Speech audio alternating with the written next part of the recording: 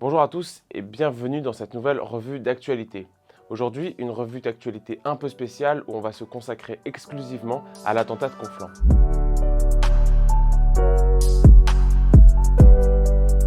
Vendredi dernier, Abdullah Anzorov, un Tchétchène, décapité un professeur d'histoire-géographie, Samuel Paty, à Conflans-Sainte-Honorine. Il postera ensuite la photo de la tête de l'enseignant sur les réseaux sociaux. Il sera ensuite abattu par les forces de l'ordre. Les raisons de cet attentat sont les caricatures montrées par le professeur lors du cours sur la liberté d'expression qui aurait choqué plusieurs élèves. La polémique aurait grandi sur les réseaux sociaux et abouti au meurtre de l'enseignant alors qu'il rentrait chez lui. Plusieurs coupables dans cette affaire. Cette affaire de terrorisme est aussi un vrai scandale pour l'éducation nationale. Si on regarde d'un peu plus près cette attaque, on peut identifier chronologiquement plusieurs sphères de culpabilité. Le coupable en lui-même, un Tchétchène de 18 ans qui avait obtenu le statut de réfugié contre l'avis de l'État grâce à une décision des juges de la Cour nationale du droit d'asile. Mais aussi Haj Brahim, qui dans une vidéo début octobre appelait à exclure Samuel Paty en donnant son nom et le collège dans lequel il exerçait. Ensuite, cet homme, Abdelatif Sefraoui, fiché S pour radicalisation, qui expliquait dans une vidéo que Macron utilisait l'islamophobie pour diviser les Français. Il montre ensuite la fille de Haj Brahim qui relate les faits déroulés dans le cours d'histoire. Problème, cette fille n'a jamais assisté au cours et ce qu'elle exprime n'est qu'un tissu de mensonges. Pour beaucoup, cette vidéo lance la fatwa contre le professeur Samuel Paty. On va ensuite avoir les élèves de l'établissement qui ont fourni toutes les informations concernant le professeur contre quelques centaines d'euros. Si on dézoome un peu, on peut aussi parler du rectorat de Versailles qui s'est apparemment désolidarisé de l'enseignant en lui rappelant les règles de laïcité et de neutralité qui n'auraient pas été respectées et qui força même Samuel Paty à s'excuser pendant le cours. Enfin, Samuel Paty a fait part des menaces qui pesaient sur lui et sa sécurité. L'administration n'a pas souhaité le protéger pour autant. Et enfin, les renseignements intérieurs qui, bien au courant de la situation particulièrement explosive dans cet établissement, n'a pas souhaité enclencher une procédure de protection. Dans un troisième temps, on va voir les rassemblements dans toute la France. Cet événement a déclenché plusieurs démonstrations de soutien dans toutes les grandes villes de France. À Paris, place de la République, tous les partis ou presque se sont réunis pour rendre hommage à l'enseignant. Plusieurs personnalités du gouvernement se sont aussi joints à la démarche, c'est le cas de Jean Castex, Premier ministre, ou du ministre de l'Éducation nationale, Jean-Michel Blanquer.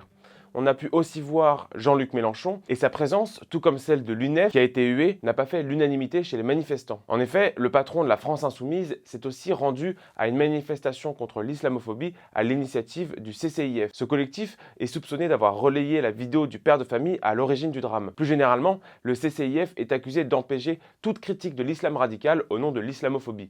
Mercredi, des hommages ont eu lieu dans tout le pays. Pour beaucoup d'acteurs politiques, à droite comme à gauche, ces rassemblements n'apportent aucune réponse concrète à la menace islamiste, comme Jean Messia qui, je cite, a déclaré qu'on ne peut combattre le terrorisme avec des nounours et des bisous. Dans un quatrième temps, on va voir les déclarations de Jean-Luc Mélenchon et l'article de Mediapart. Jean-Luc Mélenchon, dont le logiciel politique a apparemment cessé de fonctionner, a déclaré qu'il y avait un problème avec la communauté tchétchène en France et qu'il fallait expulser ceux qui avaient un lien avec l'islamisme.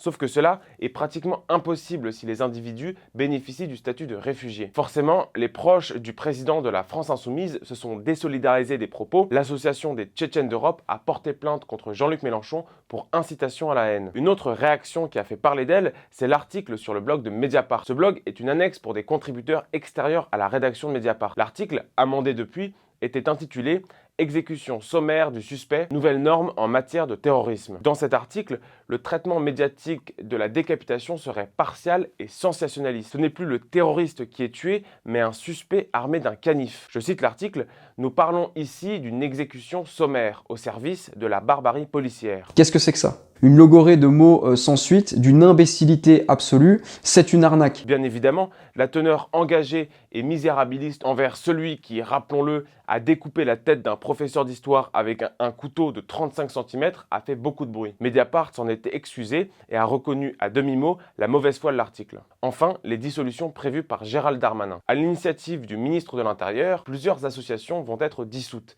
Ces mesures s'accompagnent de la fermeture de la mosquée de Pantin, accusée d'avoir relayé la fatwa contre Samuel Paty. La première association interdite, puisqu'accusée de lien avec le fondamentalisme religieux, c'est le Comité contre l'islamophobie en France. Cette organisation s'est faite spécialiste des procès contre la laïcité depuis 2016 et est accusée d'être particulièrement complaisante avec l'islam radical, dont elle ferait la promotion. Ensuite vient Baraka City, accusée elle aussi de promouvoir un islam rigoriste et salafiste. Son président, Idriss Sia Mendy, est ouvertement salafiste et ses réseaux sociaux regorgent de pépites islamistes. Il avait aussi refusé en 2016 de serrer la main d'une femme sur le plateau de Canal+. Sa fondation était d'ailleurs perquisitionnée la veille de l'attentat de Conflans et avait déjà fait l'objet d'une enquête antiterroriste classée sans suite en 2019. Merci à tous d'avoir suivi cette actualité un peu particulière.